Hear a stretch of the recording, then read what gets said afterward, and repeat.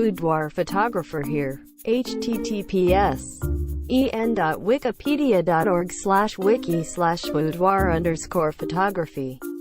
Quick, if ya didn't know, boudoir albums are a popular gift from brides to grooms. The experience and resulting photos are typically a huge ego boost for the bride and a cherished bonus for the groom. This year, typically, we have a professional hairstylist and makeup artist on site to really glam up the bride. Relaxed, happy people make the best photos. After all, green flags. The day goes smoothly, and they're eager to buy an album afterwards.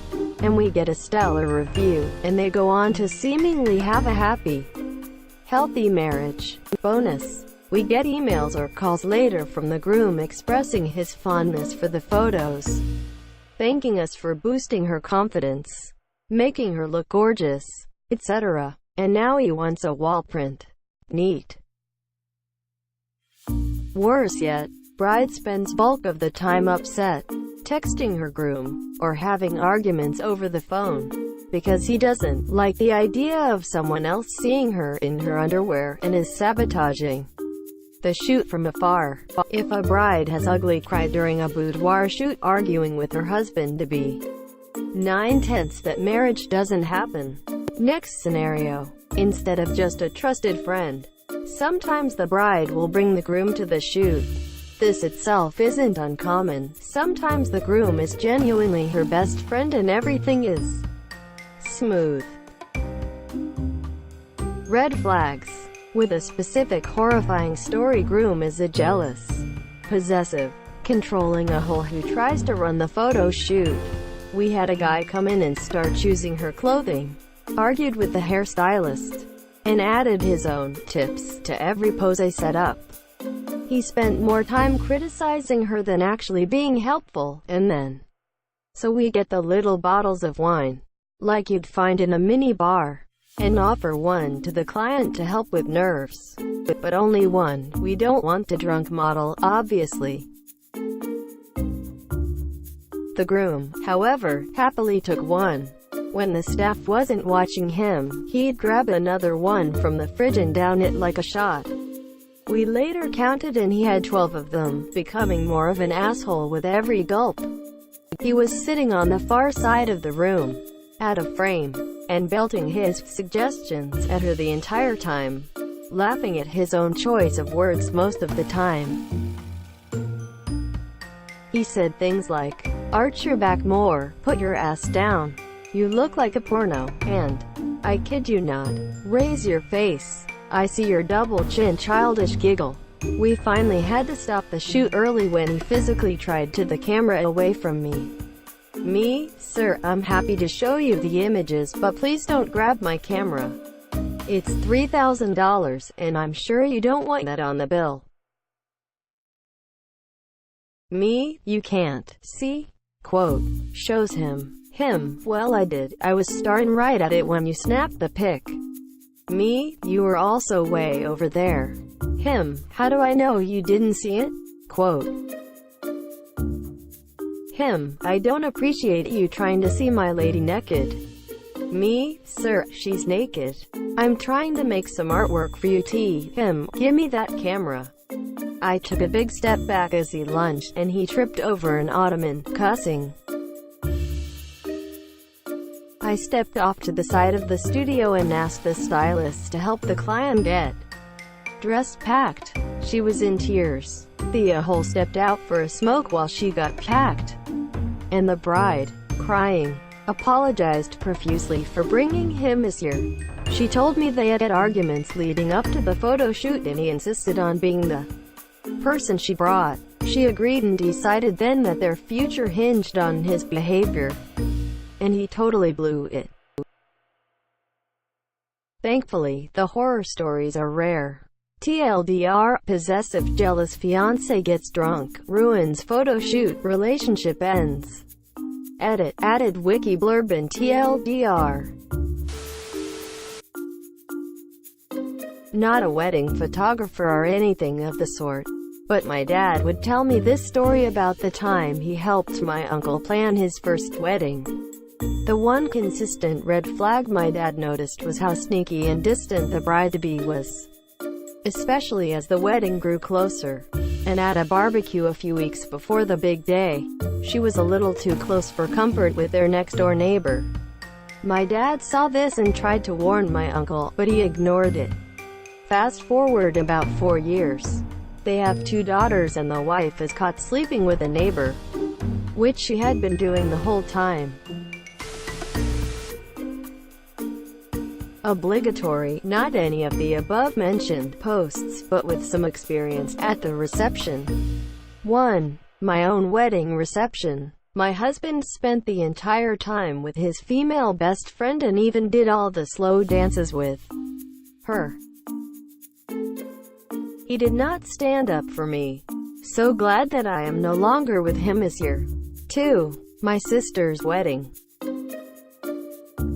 Of course everyone thought they were just the perfect couple and they had this huge wedding. I don't think they even crossed paths during the reception, other than to argue loudly in front of everyone before he left entirely. He didn't come back home for 2 weeks. I think they lasted a whole 2 months. Was shooting a friend's wedding years ago and witnessed a pretty serious red flag. To close the vows part, they did a sand mixing metaphor thing where he had a vial of white sand and she a vial of black sand, and they were to pour them into a tall empty vial together to make gray sand, symbolizing their inseparable union. As they poured, they could not sync with each other at all. One would slow down, the other sped up, and vice versa. They ended up pouring near perfectly stratified black and white layers. He nervously giggled and she looked forlorn as the pastor and guests marveled at their zebra-striped creation. They lasted about 2 years. Long-time wedding photographer here. I've been in the business long enough to have seen a few of my couples get divorced. So yes, there is a sixth sense. One common red flag was the groom's attitude toward the whole wedding. If it was just about getting plastered with his buddies, that's a huge red flag. I think with some you never can tell, but with others it is plainly obvious that their marriage was a train wreck from the beginning. I think another red flag is if the bride constantly went back to her parents to consult or complain about challenges or issues that popped up instead of talking it out with her groom. It was a bad sign. It's possible that couples who do this can change, but it has always been a red flag if either of them is too attached to mom and dad's fixing their problems rather than working on it with each other. Other red flags. The wedding where the bride's dad brought a shotgun to the wedding. Divorced. Have kids together before marriage? Divorced. Vastly incompatible religious views. Divorced. Most military weddings I've shot. Divorced. Second or third marriages, higher than average divorces. Many are still together. When I shot a Mormon wedding and the groom was pretty flamboyant and flirty with his best man, I later saw them fondling each other's butts discreetly when they thought no one was looking. Not a photographer, but I got married last year and we ran into an issue on our wedding day that totally affirmed that I'd made the right decision in marrying my husband. Our wedding day was hot. 98 degrees with 70% humidity, and both our wedding and reception were outside. I was wearing my multi-layered dress for hours and I was miserable. I was soaked. I was shaking. I started to feel like I was going to faint.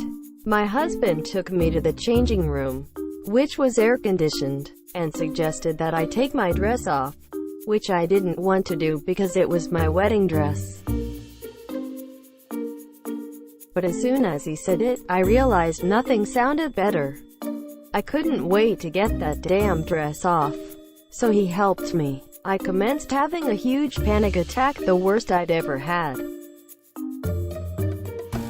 My husband stayed with me and comforted me. and made me feel better when I didn't want to put my dress back on. I ended up wearing my sister's bridesmaid dress the rest of the day.